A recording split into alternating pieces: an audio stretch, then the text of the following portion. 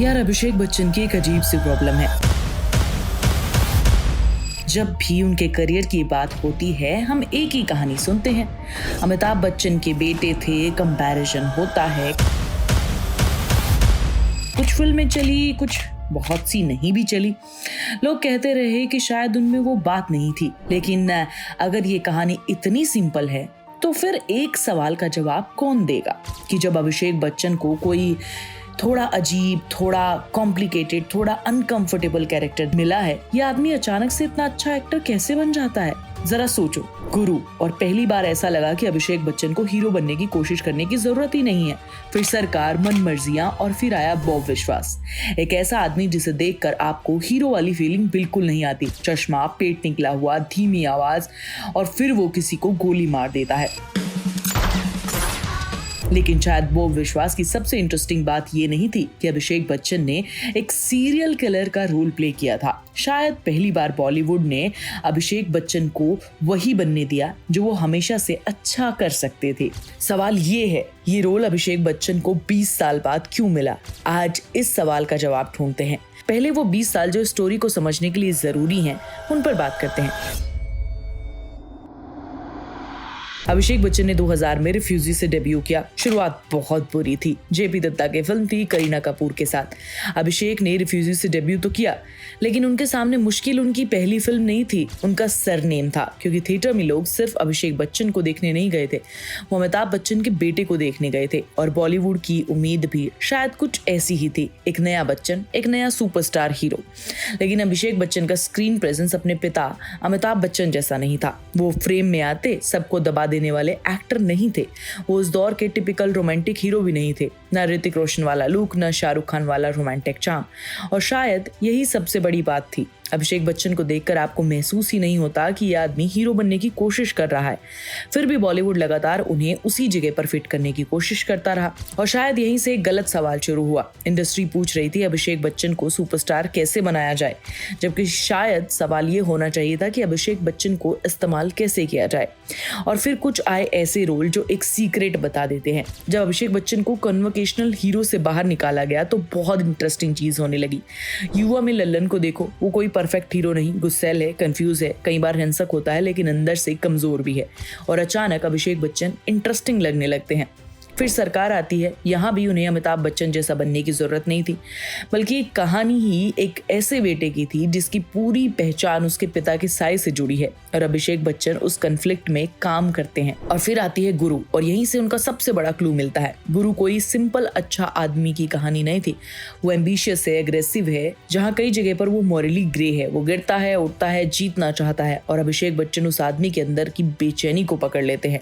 और शायद पहली बार ऐसा लगा कि अभिषेक बच्चन को हीरो बनने की कोशिश करने की जरूरत नहीं है, उन्हें बस कैरेक्टर में ढाल दो। लेकिन बॉलीवुड ने शायद ये क्लू पढ़ा ही नहीं। इसके बाद भी अभिषेक बच्चन को बार बार अलग अलग बॉक्सेस में डाला गया। कहाँ कभी रोमांटिक हीरो कहा गया, कभी कॉमेडी, कभी फैमिली एंटरटेनर, कभी बड़े स्टार की फिल्म का हिस्सा। और समस्या ये नहीं थी कि उन्हें काम नहीं मिल रहा था, समस्या ये थी कि उन्हें एक ऐसी स्क्रीन आइडेंटिटी लगातार नहीं मिल रही थी जो सिर्फ उनकी हो। अमिताभ बच्चन के बेटे नहीं, बस अभिषेक बच्चन। और फिर एक ऐसा कैरेक्टर आया जिसके लिए हीरो होना जरूरी नहीं था। याद करो 2012 में विद्या बालन की फिल्म कहानी में एक छोटा सा कैरेक्टर बॉब विश्वास, जो कैरेक्टर उन्होंने प्ले किया। स्क्रीन टाइम बहुत ज्यादा नहीं था, लेकिन कैरेक्टर ऐसा था कि जिसे लोग भूल नहीं पाए। एक साधारण सा आदमी, चश्मा, धीमी आवाज, नमस्कार, और फिर गोली। उस कैरेक्टर की सबसे बड़ी डरावनी बात यही थी कि वो डरावना दिखता ही नहीं था। वो कोई टिपिकल बॉलीवुड विलन नहीं था, और शायद इसी वजह से वो इतना याद है। फिर सालों बाद जब बॉब विश्वास पर पूरी फिल्म बनने का फैसला हुआ तो एक स्वाभाविक सवाल था। ओरिजिनल बॉब को शाश्वता चैटर्जी ने निभाया था, फिर अभिषेक बच्चन क्यों?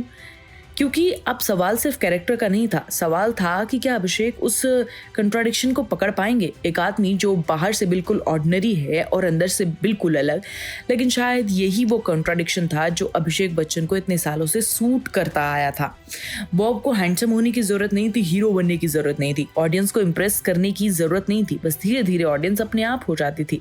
यही अभिषेक बच्चन का एक गुण काम आता है। उनके चेहरे में एक बात है कि आप उन्हें देखकर तुरंत ये नहीं सोचते कि ये आदमी कहानी अभी कुछ बड़ा करने वाला है और बॉब के लिए ये परफेक्ट था। इसीलिए बॉब विश्वास को सिर्फ ये कहकर देखना कि अभिषेक बच्चन ने फाइनली साबित कर दिया वो अच्छा एक्टर है, शायद कहानी को बहुत छोटा कर देता है, क्योंकि अच्छा एक्टर होने के क्लूज तो बहुत पहले मिल चुके थे। युवा में, सरकार में, गुरु में, मनमर्जिया में, हर एक में थे।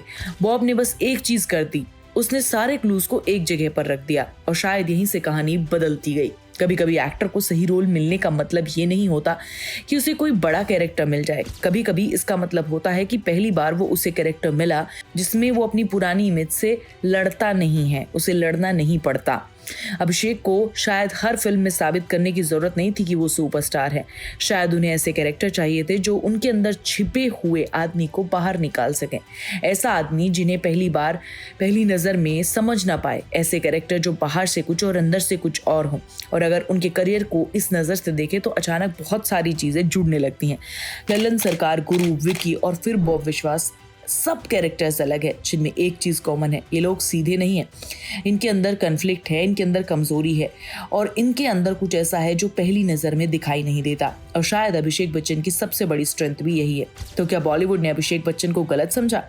शायद, लेकिन मैं इसे सिर्फ बॉलीवुड ने उन्हें मौका नहीं दिया वाली कहानी नहीं बनाऊंगी, क्योंकि मौका उन्हें मिला था। उन्होंने बड़ी फिल्म्स की हिट भी दी और बहुत अच्छी परफॉर्मेंस भी दी, लेकिन शायद उन्हें लगातार एक ऐसे सवाल का जवाब देना पड़ा जो उनके लिए था ही नहीं। क्या तुम अगला सुपरस्टार बन सकते हो? शायद बेहतर सवाल था, तुम किस तरह के एक्टर हो? और इस सवाल का जवाब अभिषेक बच्चन के पूरे करियर में धीरे धीरे दिखाई देता है। वो शायद वो एक्टर नहीं है जिन्हें हर फ्रेम पे हीरो बनकर खड़ा होना है। वो शायद वो एक्टर हैं जिनके कैरेक्टर को देखकर आपको थोड़ी देर बाद सोचना पड़े, यार इस आदमी के अंदर आखिर चल क्या रहा है। और शायद इसीलिए बॉब विश्वास इतना इम्पोर्टेंट है, क्योंकि एक ऐसा एक्टर जिसे हम 20 साल से जानते थे, उसे देखकर हमें लगा कि हम उसे पहली बार देख रहे हैं। तो शायद अभिषेक बच्चन की ये कहानी नहीं है कि उन्होंने 20 साल में खुद को एक्टर साबित किया नहीं किया, सुपरस्टार साबित किया या नहीं किया। 20 साल बाद बॉलीवुड ने उन्हें वो सवाल पूछना शुरू किया जिसका जवाब वो शुरू से दे सकते थे। अब आप बताओ, आपको क्या लगता है, अभिषेक बच्चन को हीरो से ज्यादा कॉम्प्लिकेटेड कैरेक्टर्स में दिखना चाहिए था या फिर उनका सबसे अच्छा दौर अभी आना बाकी है? कमेंट में बताओ। तब तक चैनल को लाइक और शेयर कर सब्सक्राइब करना मत भूलना।